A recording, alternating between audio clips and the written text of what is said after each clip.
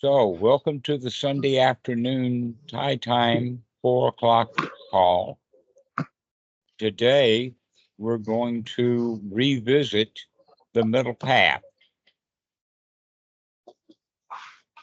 The first thing that we should start off talking about is that there is a sutta that is well known and famous for being the Buddha's first talk. The one that he gave at Deer Park, Isitanya, after he became enlightened. He went to revisit all of his old friends that left him when they saw that he was getting fat. You see, he had been starving himself, practicing austerities, and he was doing that, I would say, for probably about 2 years. And so, of the 6 years that he spent from the age of 29 to the age of 35, he probably spent about 4 years practicing jhana. And when he went to the absolute end of the jhana practice, he recognized that that's not what he was looking for at all. And they wanted him to become the major teacher, and he declined. And so he went off with the Jains, with Natanataputta, who was known in modern times as Mahavira, who was the head of the Jains, and he practiced those austerities. Later in the suttas, by the way, he had some pretty scalding things to say about the practice that the Jains were doing at that time. But meanwhile, back to when he fell into the creek and couldn't get out, he made the observation of how is he ever going to find the answer to his questions if he can't even get up out of the creek he fell into. And so he recognized that all the austerities, and by the way, he was really good at it. Everybody knew that he was the very best at punishing himself. And on a side point, their belief system is that because they have worked so hard to get their morality, their sila, up to scratch, that they are not creating any new resultant bad karma or any bad results from their karma. But they were all still miserable and unhappy. Well, guess what? If you're torturing yourself, I imagine that you are. But in fact, the point is that that's what happens with meditation retreats in the West nowadays, is they put you under a set of rules that wind up sitting, for instance, new people sitting for an hour, and they wind up in great pain, thinking that there's an education in that. Even in the Goenka retreats, they talk about it as strong determination sittings. And basically, all their teaching is someone to be in the training to be able to manage torture, to manage pain. But the Buddha figured out that that's not at all the right practice. And so as he crawled out of the creek, he observed that that why is he afraid of pleasure? That the pleasures of the first jhana, in fact, are not the same as sensual pleasures of going to the bar, going to the brothel, going to the rallies, going to the political events, going to the roller coaster, all of that kind of stuff, seeking thrills and seeking enjoyment that way, rather than just quietly sitting and having fun, having a ball. And when he recognized that, he said to himself, what I am looking for is not being able to attain these high jhanas, but rather having consistency at the first jhana. Why? Because the first jhana is already in the place of sukha, which is exactly opposite. In fact, you could begin to understand that when he was out searching for all of those years, he didn't even know what he was searching for. He just knew that jhana was not finding it for him. And for sure now, austerities are not finding it for him. So the first thing that he did was is he started having, I think that it's called rice milk.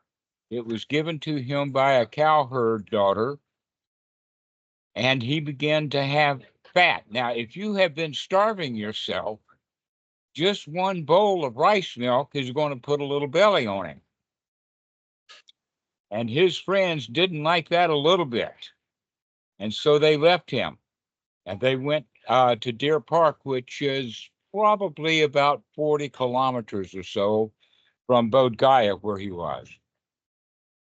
And so he spent the next 6 weeks figuring out basically what he was figuring out, according to the Udana and according to Bhikkhu Buddhadasa. He was figuring out how the mind works.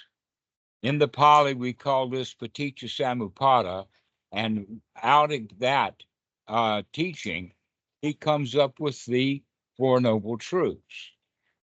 And now we find him walking to Deer Park, and his friends didn't want to have anything to do with him because after 6 weeks of rice milk, he was probably as fat as I am. And they didn't like that a little bit. But they gave him a chance to talk. And what he started with, by the way, this sutta now that I'm talking about is known as the Dhamma Plavanta Sutta. It's in the Samyutta Nikaya. And it is well known that this is the very first sermon that he gave after he figured out what the mind was. Now, as he introduces it, surprisingly enough, he starts off with the understanding the concept of the middle path. And what he was referring to in the sutta was the middle path between the austerities that they were practicing and the jhanas that they were practicing. Because his group that was following him, his friends, his comrades, were practicing the same things that he was. Now, ordinary people, when they read about this, they understand the sensual desires on one extreme to be going to the brothel, going to the bar, going to the nightclubs, going to the music festivals, going to YouTube, that sort of thing. That's where pleasure is found by ordinary people. But in this conversation, he wasn't talking to ordinary people. He was talking to people who were as deep in the practice as he was.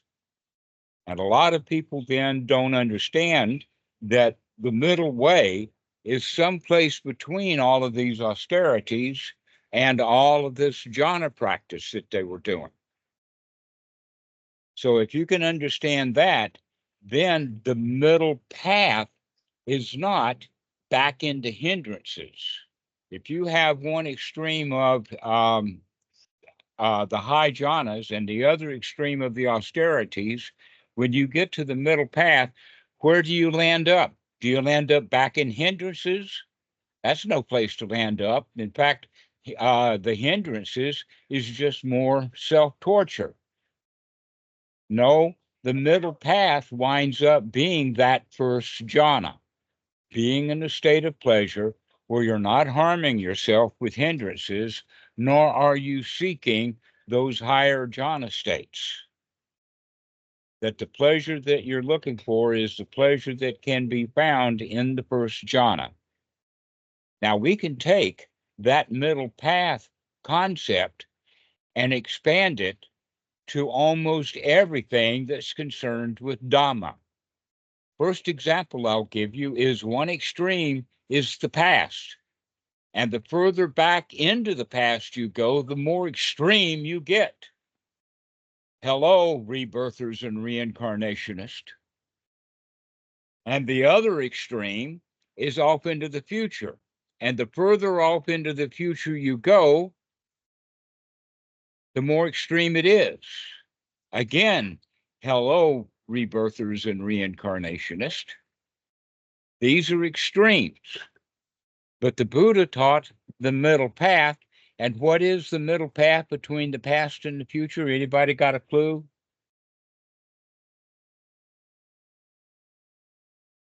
Ben, what does your finger mean? You're pointing Right towards your now. groin, I suppose. I was saying right now, at this point. Right here, Point in right time. now. That's the middle path. Exactly. Okay. Now, in that middle way, that middle path means that we're kind of balanced. There is a way of referring to it in the sense I would call it dynamic balance. And that another word for it is the Pali word opeka. Amrit, do you have a working definition of the word opeka? I think it's usually translated as equanimity. But I heard from you. Equanimity is a word that was manufactured by, I guess, Goenka.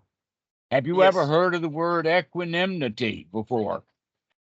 No. It's not an English language word. It's a manufactured word. I bet it's not even in any of the dictionaries. Yes. So, But what I heard from you is like balancing in a boat. When the boat is moving up and down, and right. you are trying to figure out how to balance yourself. Exactly. The story is imagine that you're on a fairly large fishing boat and that you're out at seas, high seas. Now, the captain of that fishing boat has been on that boat for years. And so in those high seas, he's up on the bow, and he needs to go to the stern. And so he gets up and he walks. Now, the boat's shaking back and forth, but he makes it without running into things. Meanwhile, let us say that he has a Buddhist professor from Harvard University on board who is there on the bow with him. And this guy has never been on a boat like that. And so he gets up and goes with the captain, and he runs into the cabin. He runs into the side. He heaves over the side, and then he goes over the side. Why? Because he doesn't have sea legs. So being able to balance when the deck that you're walking on is not stable, that's equanimity. Another example would be a teeter-totter. You know, the kids go up and down and up and down and up and down, and it's fun to do that because they're both balanced. But if one kid goes down and then gets off the sliding or off of the teeter-totter, what happens to the other kid? He goes wham, right? That's the trick of the teeter-totter, is to get off the thing when you're on the bottom so that your companion who's riding the teeter-totter gets a sore butt. But as long as both of the people are balanced, it can go up and down. So I want to talk about this quality of movement. Why? Because one of the major teachings of the Buddha is anicca. Things are constantly in flux. Things are constantly moving. Can you find your balance in all of that turmoil? Can you find an equal happy place with the turmoil of the politics, world politics, wars, IRSs, cops out catching people for no reason at all other than they've got a quota? All of this kind of stuff is happening. And the right answer to that is that almost no one can handle that. When you get stopped by a cop, you're either going to be afraid, you're going to be angry, you're not going to have good balance. So how do we practice to get good balance?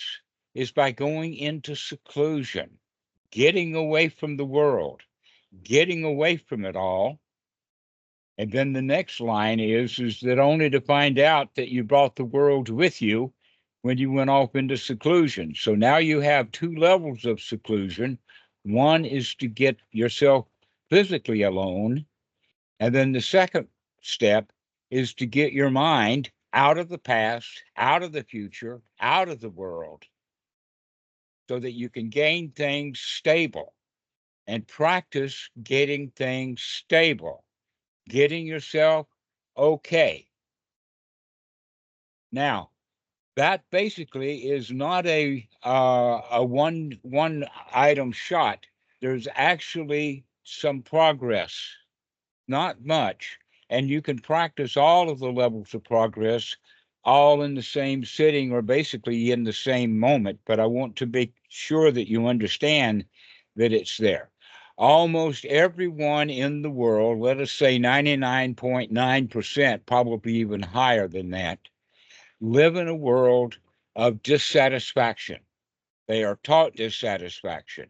They are taught that they're the little guy and there's some big guy up there that's going to be bigger and better and stronger than you are. And you either have to lump it or fight him. But we wind up being in dissatisfaction. We wind up being a victim. A good example of that is, in a way, Donald Trump, being an ex-president of the United States, running for office, you should think that he would be on top of the world. But in fact, he's the biggest victim in the world. He's always complaining about this and that and the other thing. He's a total wimp. Everything is always somebody else's fault. He's got no balance, no equanimity at all. That when things go up, he goes up. When things go down, he goes down. And what we can learn is that we can begin to change that. And we can change it. Today, I had a friend use a word. I forget what it was, but it has to do with really, really liking something. Maybe the word would be perfection or Nikki, did you overhear that conversation? What was the word that they were using? You don't remember? Not sure. It has to do with very, very good, exalted. All right. But when we go to the exalted, when we go from very, very low to very, very high, that's still not balanced. There is no balance in there. And yet, this is how we begin to practice. We take our unwholesome thoughts and change them to wholesome thoughts. The basic practice is to start with the negativities that we have been practicing our whole lives and see that those things are negative, see that they're unwholesome, and change it around into something beautiful, something positive, something great, something magnificent, something okay. And we practice that way till we counterbalance all of the negative stuff that we've been doing.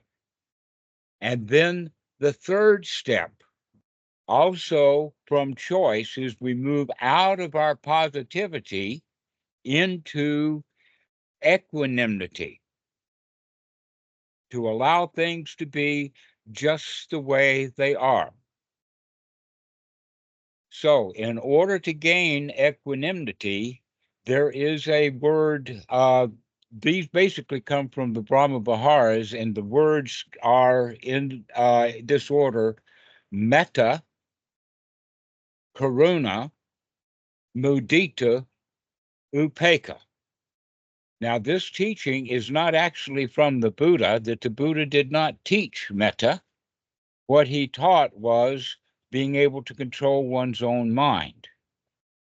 But in the 7 factors of enlightenment, there is the word upekkha, but we can understand it by going through the Brahmaviharas, the metta, karuna, mudita, upekkha, basically is kindness or friendliness is metta. Karuna is wrongly translated as compassion, and rather what we can say is that we offer people a way out of their misery. Going back to that boat trip that we were talking about, if somebody falls overboard, let us say that professor fell overboard. Is the captain going to jump overboard too in order to save the guy? Or is the captain going to throw him a life raft and then drag him back aboard? Most people in the West, in fact, it's taught this way in Christianity, is that when somebody goes overboard, jump overboard too. Become a lifeguard in that sense that you got to swim out there and pick them up and carry them. So if somebody's having a pity party, that answer would be join their pity party. Misery loves company. You become miserable with them. But this is not the way that the Buddha taught karuna. The way to do that would be don't jump overboard with them, don't join them in their misery, but rather throw them a life raft to get them back on board. Now, the next one is mudita, and that's the one that I want to work with for just a moment. The mudita is also referred to as sympathetic vibration. An example of that is you put a violin in a room, it's properly tuned, and then a trumpet player comes in and plays A. The string on the violin will start to resonate. The trumpet player leaves, and then somebody else comes into the room with another violin. Guess what? Even though the trumpet player has left the room, that violin, that first violin, is still ringing that note A. You bring a new violin in, and it will very slightly start to get into harmony with the other violin, and their A string will also start to vibrate. This is called sympathetic vibration, and I'm using an example that's physically real. That in fact, when I was both in high school and also later studying music in college, this is one of the favorite labs that the college professors like to do, is to prove to us that musical instruments will start to resonate and harmonize with one another. Well, we can do that also. And so the example that I would use would be the 1-2 punch. The beginner, they would say, you find joy wherever it may be found. Now, the example would be that two people are competing for a job. Let us say that their boss has gotten a promotion and he's leaving, and it's up to him to choose either you or someone else to become the manager. And guess what? The other guy won and you lost. All right, how are you going to handle that? There's two ways to handle it. One would be that instead of being jealous, you congratulate him. In fact, you take him and the whole team out to supper. You make sure that you're making really good friends, that you actually can take joy in the fact that he's the boss now, that you're going to support him and become his number one employee. How many people do you know do that way? Very few. What happens instead is what almost everybody does, is they get jealous. Oh, I should have gotten that job, and I'm going to make life really tough on this new manager. Well, guess what? You're actually destroying your own career because he's the boss, and if you make life hard for him, he's not your friend. You're probably going to be the first one fired. Okay, so this is what we mean by mudita, is that you can find joy in and congratulate this guy who has won the job, because if you take joy with him, then you're going to be in good shape. But if you get jealous and act jealous, you're actually creating your own dukkha, your own misery. But now let's turn that around in another way. And let us say in this case, in this scenario, you got the job and he didn't. Now you're the boss. How are you going to handle his jealousy? Are you going to do it in the ordinary way, or are you going to work really hard to cheer him up and bring him on the team? You're going to give him your joy. This is what we mean then by that mudita, and you can see it from both directions. You can either create misery or joy for yourself if you lose, or if you win, you can see that someone else is going to be miserable and you can bring them out of it. This is the mudita. And then the next step would be the opeka, and that is equanimity or balance. Now let's use a crude example. This example, in fact, Ajahn Thanissaro uses. It's coming from the medical situation. You've got a hospital, and you can see that during COVID especially, that a lot of the nurses did not want to treat COVID patients. Why? Because they caught COVID. Somebody miserable, they've got COVID, they're a patient in the hospital, and the nurses catch it. The same thing happens, by the way, in medical school, that is quite famous in medical school, that whatever topic, whatever class the students are taking, whatever disease they're studying it, they think they've caught that disease or somebody in their family. They can't just study it as a disease to be studied. They got to go look for somebody who's got it, mostly me. So if we're studying pancreatic cancer, all of a sudden, I've got pancreatic cancer. This is the style that we have for ordinary people. So in that situation, let's say that the doctors take a great deal of joy when he can cure someone from COVID. But guess what? They lost a lot of people to COVID. And a lot of the nurses not only didn't like catching COVID themselves, they didn't like nursing people back to health only to have them die. This is called burnout. Teachers have burnout. If all the students that the teacher has is learning well, she's happy. But if some of them are Bart Simpson or not doing very well in school, the teachers want to quit. They don't like getting burned out. They don't like being failures. Doctors don't like losing patients. Do you know of a doctor who actually likes losing his patients? Maybe Hannibal Lecter, but other than that, doctors want to keep their patients alive. And yet, guess what? Every patient that the doctor has is either one, going to outlive the doctor, or two, the doctor's going to watch them die. Doctors watch people die. And a lot of doctors don't want to practice medicine. They get burnout because they don't like to lose their patients. But a doctor who has equanimity, when a doctor has upekkha, what that means is he can tolerate the losses because he knows that you win some, you lose some. That sometimes the ship is going this way and we're happy, and sometimes the ship is going that way, and if we're not careful, we're going to fall overboard. So this is what we mean by the middle path. Can you always find a middle path so that when things go up, you don't go up with it? When things go down, you don't go down with it. You are able to maintain your balance, the balance point in the mind between what is good and what is bad.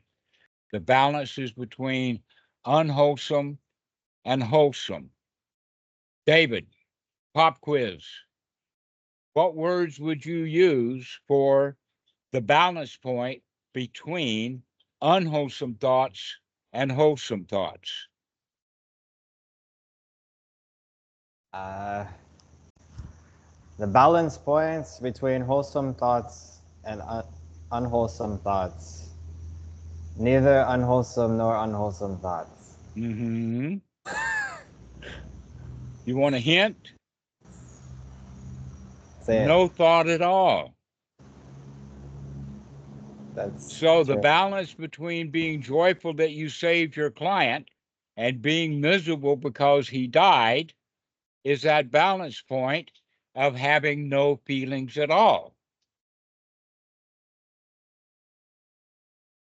That you're maintaining your equilibrium. Just like the ship's captain. He's learned, he's got his sea legs. Can you get your own sea legs for life? Amrit, can you do that? Yeah, definitely. I Yes, already told you. but we have to practice. And the way that we practice is one, starting off with the unwholesome and practice having wholesome. One wholesome thought after another, after another, after another. And when we get really good at having one wholesome thought after another, we could actually then refine that down to first jhana. That's the path. But then the second point would be to start putting gaps between the wholesome and the unwholesome thoughts. So you have a wholesome thought, a wholesome thought, a wholesome thought, nothing happening. And then another wholesome thought. Almost always when people are practicing, they'll have a wholesome thought, but then it'll be followed by maybe either nothing or an unwholesome thought again. So what we're going to start practicing is either having wholesome thoughts or nothing much at all. That's where the opaque comes in, is when you're no longer dealing with sympathetic vibration. Or another way of thinking about it, the doctor now is just practicing medicine. He's not trying to save patients, and he's not disappointed when they die. He's just merely practicing medicine. This would be the balance, just doing it. Now, out of that comes great joy. I know that that's kind of a surprise, but in fact, the Dalai Lama talks about it like that, that happiness, he says, there's nothing much to it. That the real happiness is when everything is easy going, that there's no ups and no downs, because guess what? All of those ups and downs of life is something that you created. You told yourself a story about it and put yourself down, or you tell yourself another story and build yourself back up.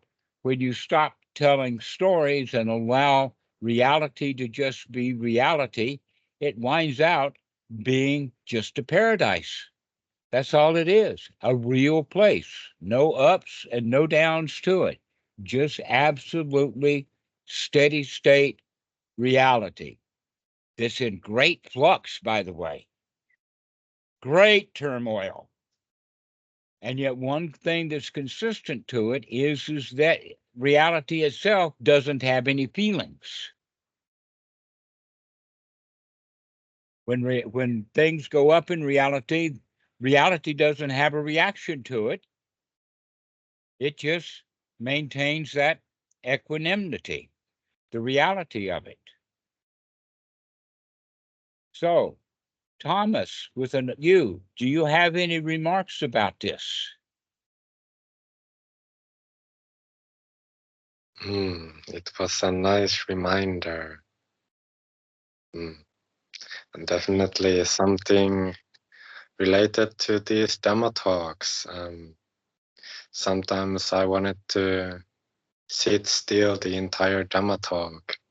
And what a relief I don't have to. I can just keep the That's a body good word to use. What a relief it is that I've given up the ups and downs, that I can maintain a new kind of happiness, the happiness of release, the happiness of the freedom from being up and being down.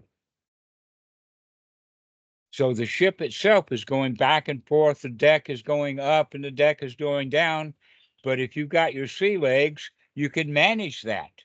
And you can just keep going and going. So, Thomas with an H, what do you have to say? No, I second what Thomas said. A good reminder. I had one question. You talked at the beginning about how the retreat format can sort of lead to striving and unnecessary suffering. I know that at Suan Mok, they do 10-day retreats there as well. Is that style of retreat and that the format there different to what you might expect in some of the kind of boot The answer to that is yes and no. The answer to that is Poe. The answer to that is yes, kinda. Right. Now, to be honest with you, guess who actually started doing those retreats? Who was one of the very first ones? Possibly And you. when I started, I didn't really understand what I was doing, so I pretended to be a little Goenka. And so that's what started the formats. But over time, especially Achan Po had made some really major changes to it. One of the major changes is that they do not sit for long periods of time.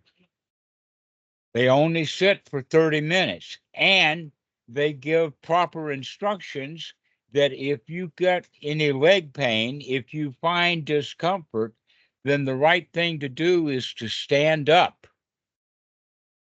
And if you're still not ready, or if you're groggy, go outside and do walking meditation.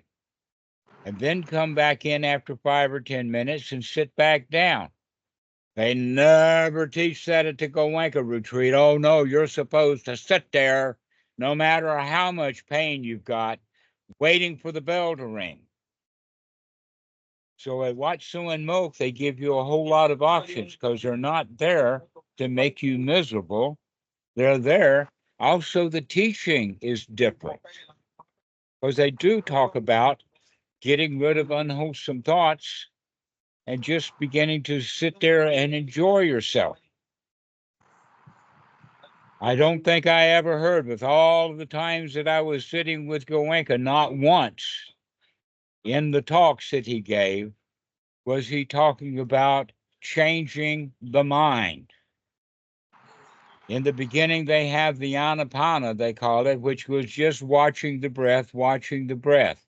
And then they have the scanning, but they never actually go with a change model. The same thing is true with the Mahasi. I've done Mahasi retreats, not so many. And there they talk about noting this and noting that and noting this and noting that, and keep noticing, keep working at it until you begin to see all of that stuff begin to fall apart. And when things like get dissolving, that's when the darker night of the soul, I make a phrase, comes in the sense that people become afraid, they get miserable, they get unhappy, they get into a state of despair, and they get into a longing, a strong longing. I've got to get out of this. So that's step 6, 7, 8, 9, and 10. And step 11, then, surprise, surprise, in the 16 stages of insight, step 11 is a strong determination to make a change. Well, see, at Wat Suan Mok, we start off with making changes right away. We don't have to wait for our 15th year of practice. We don't have to wait for our 30th retreat to finally get to the point that we've got to make a change here because this is not working. And with that, step 11, that strong determination to make a change, that's when the Eightfold Noble Path and the Four Noble Truths really begins to take hold. Until then, all that time, they haven't been practicing the Eightfold Noble Path and the Four Noble Truths. I don't think that I ever remember Goenka talking about the Eightfold Noble Path and the Four Noble Truths. If they did, it's hard to miss the whole point about that right noble effort. You gotta make a change. You gotta see what you're doing is unwholesome, unsatisfactory, unwelcome. And when you can see that what you're doing is a pile of crap, now you can make the determination, I've got to change. And where are we going to change it to? We're going to change that negativity into positivity.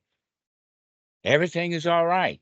Is an absolute dead-on secure way of getting rid of fear. Because people get really fearful in those retreats. Oh, I must be doing it wrong. I'm miserable here. And the answer is that everything's okay. Everything is fine. There's nothing dangerous here. Everything is all right. No worries, no problems. And so we begin to say things like, I can handle this. Everything is all right. Nothing much is going on. And so we begin to practice that positivity, which then, with the language that I'm using, moves you into that neutral state, that state of balance, that state of upekkha, so that we don't go up and we don't go down. Things are not good and not bad, they just are. And so the retreats at Wat Suan Mok, I would say, are kind of unique in the world, because they actually follow the Eightfold Noble Path. They actually talk about it, making it easy on yourself. Don't be hard on yourself. Don't want something.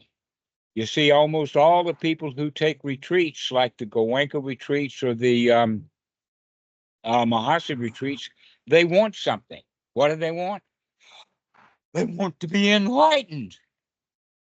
Well, guess what? If you're wanting something you don't have, that's dukkha. Wanting enlightenment is dukkha. You're going in the wrong direction when you want enlightenment. The reality is you're already good enough. You don't need enlightenment. What you need to be is accepting the way things actually are. That's real enlightenment. The real enlightenment is hunky-dory, nothing to it. There's really nothing there. But wanting enlightenment, that's strong desire. That's as bad a desire as going to the brothel, going to the races, going to the military.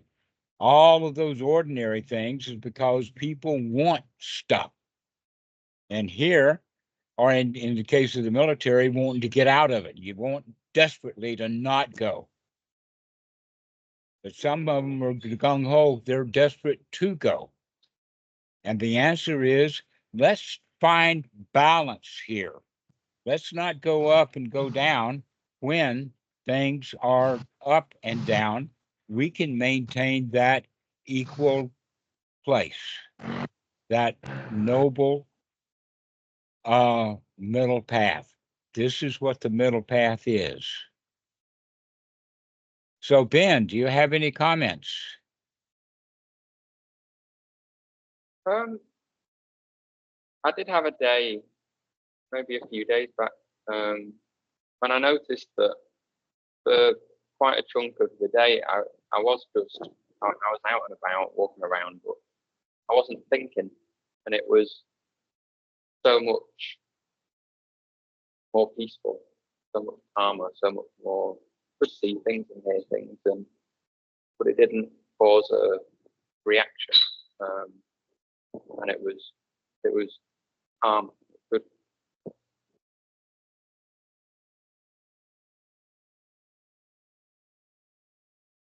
I'm not following you. Micah, can you help me? Ben was saying that a few days ago he was walking around and not having very many thoughts, and it was much more peaceful in the mind. Mm-hmm. Yes, that's what we're looking for, is that peace of mind that comes when things are not up and they're not down, when nothing is happening. So when nothing is really happening, there's not much thoughts about what's happening. And you could just be okay without having thoughts about trying to fix something because nothing's broken.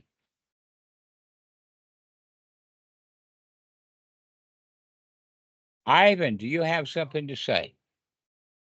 Oh, yeah, Upeka is such a beautiful word. I just realized that if any time in my life, if something is going down, I could see, okay, this is a good time to practice to stay balanced. And there's so much control in that understanding. It really gladdens the mind. Mm-hmm. Right. The mind becomes bright and pure when it's not being poked at by good and bad. David, do you have any remarks? You're at Watso and Moke. That's right. Have you volunteered to help with the retreats yet? I asked Ajahn Meti if he needs help, if he needs volunteers, but he didn't really answer. He just said, well, usually people have to enter the course 3 times before they volunteer. Ah, but see, he doesn't know anything about you. He doesn't know you've been through the course yet. I told him I went through it once already. You did Deepa Bhawan as well. You've gone to Deepa Bhawan retreats also, and he doesn't know that. Right. But it's okay. I probably will just enter again. Uh-huh.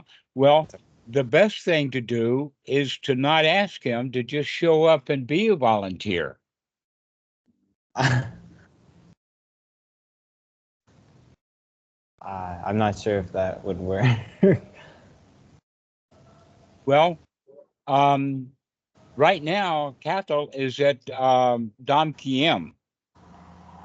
I would recommend that you go and stay at Dham Kiem for several reasons.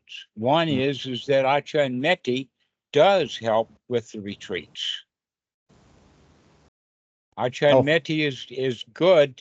He works with the Westerners, and that's one side. Okay, so because of the retreats, staying at Dham Kiem, and on the days when Ajahn Meti is not there, you would eat at the retreat center.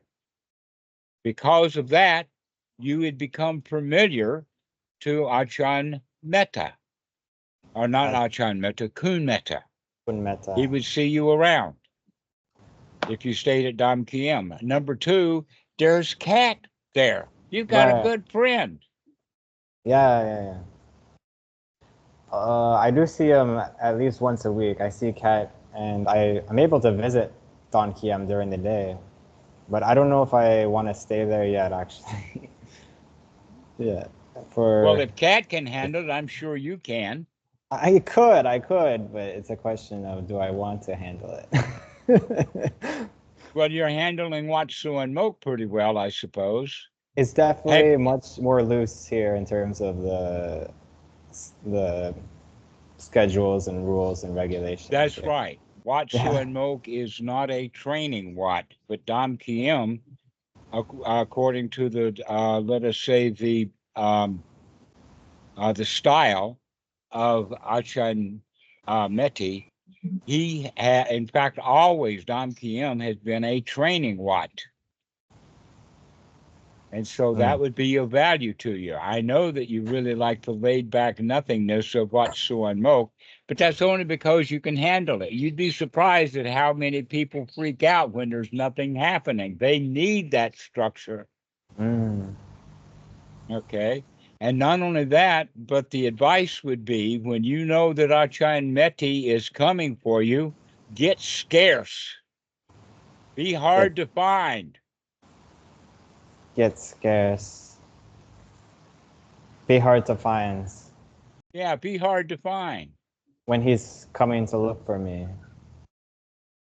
All right. So being around him, being around Kat, and being around the meditation retreat center. There are all the advantages that you would have to Wat Suan and Moke. And as we've just covered it, at Wat Suan and Moke, you got nothing.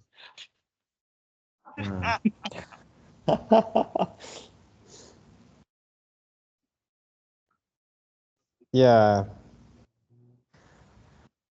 So, Carl, do you have any comments? Are you on? No comments here. I'm just listening. No in comments. today. How about you, Ross? No, all good, Dhammarato. You're all good. Okay. Well, does anybody have any comments before we finish up? One Everybody got Opeka. Ben, do you get it? You got some Opeka? Dhammarato. Yes. You mentioned the Mahasi stages of insight. You said stage 11 would be when the student gets this strong desire to get out of it. Yeah. But I think stage 11 is actually equanimity. No. Yeah. No. It's not, right? Not the list that I know of from the Visuddhimagga. Now, it's been years since I've read it, so I may have missed a number or two.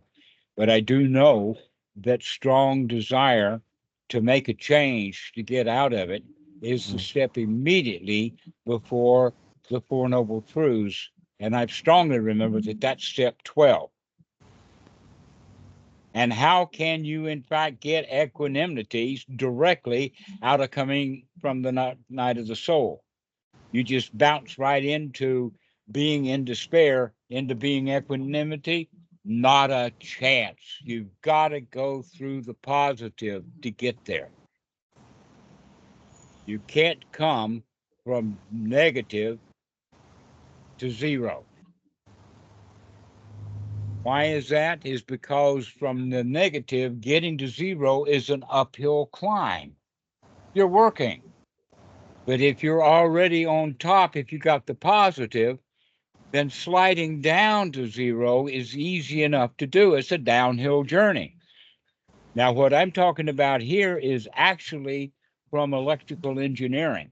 This is actually the way that the atoms operate in reality, is that you don't go to zero on from the zenith to zero. You always come to zero from the zenith, not the nadir. You go from the top down to zero. You never come from the bottom up to zero. And for that reason, I would suggest that equanimity is not step 11. In fact, I would go so far as to say that equanimity is not even in the 16 stages of insight.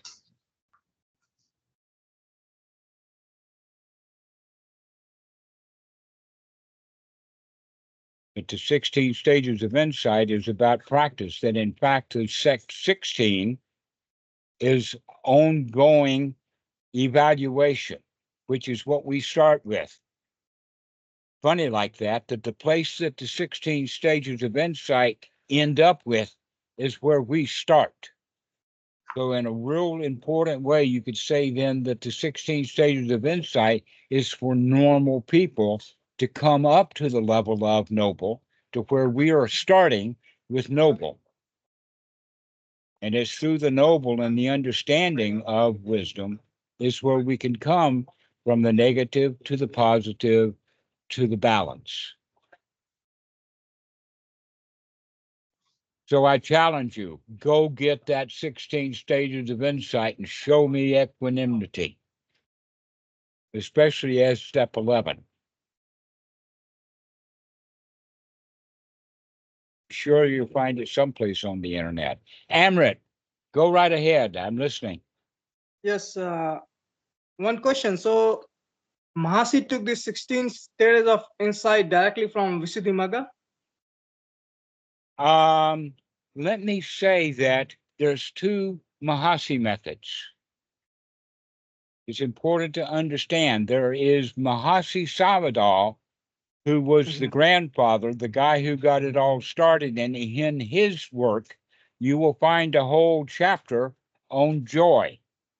But after he died, a political monk named Upandita took over. That happens with many places. Luckily, that didn't happen with Bhikkhu Buddhadasa because Achan Po was already established as the abbot emeritus. But in the Mahasi, the new kid on the block took over. By the way, the same thing happened when Vilamaramsi died. This lay cat, this lay dude, that's all into rebirth and reincarnation, he took it over. Which means that the Vilamaramsi good stuff that they were doing is going to crash land. So that's basically what happened with the Mahasi method when it came from Upandita to the West. It became hard-nosed, tough nookie, sit for a long time, note and note and note and note.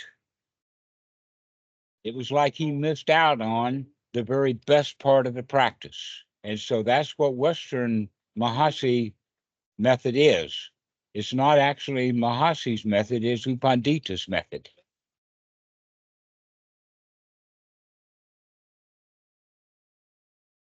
Ben, you got your hand up. Go ahead. Is we're talking about after putting in wholesome thoughts, being able to just sort of have no thoughts. Is that the same thing that Ajahn Sumedho calls the deathless, or Bankai calls the unborn Buddha mind, or liberation, or enlightenment? Like, is that the sort of aim, or the? First off, it can happen naturally. It can just happen. An example of that would be people do, by happenstance, win the lottery. It just happens. But we're not just winning the lottery, we're rigging the lottery. We got to practice it. We got to work at it. We got to put the right effort in. The right effort is to start getting positive. Start saying everything is okay. Everything is fine. Not a worry in the world. I can handle this. Wow, we're great. Become that champion. Because once you gain the position of being a champion, that's the time to retire. Okay, imagine that there is a prize fight and you have two boxers.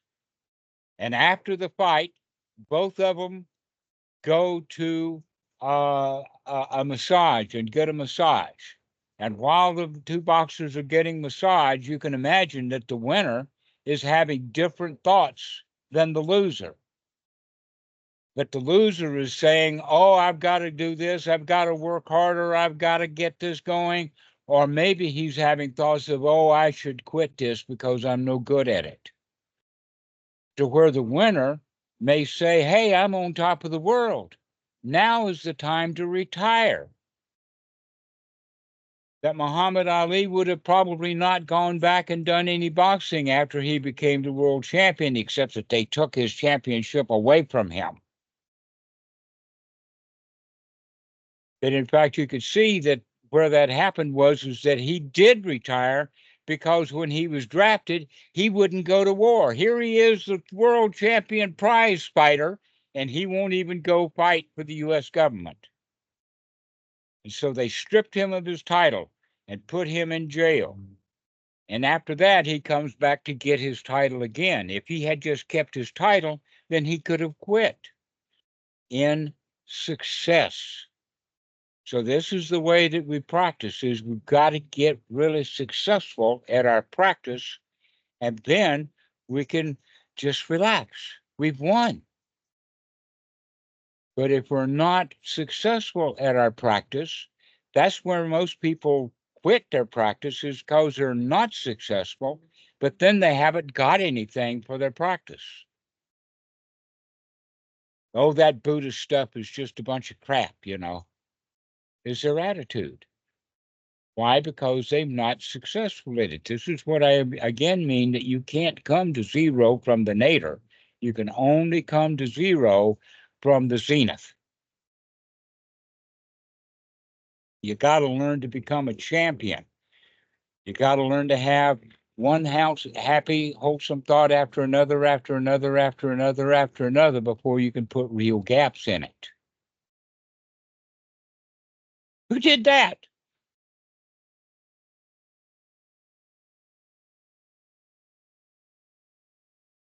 So I hope that answers your question, Ben. Thanks, Dhammarato. So does anybody else have anything to say? Good enough, huh? Just Little that in tap, my huh? practice, Everything. Wow, what a relief it is. I can shut up now. Guys, this has been a delightful talk. I've really enjoyed it. I hope that you've been able to take my mudita and start vibrating happily. We'll see you. thank you, Dhammarato. Thank you. Thank you, Dhammarato. Mm.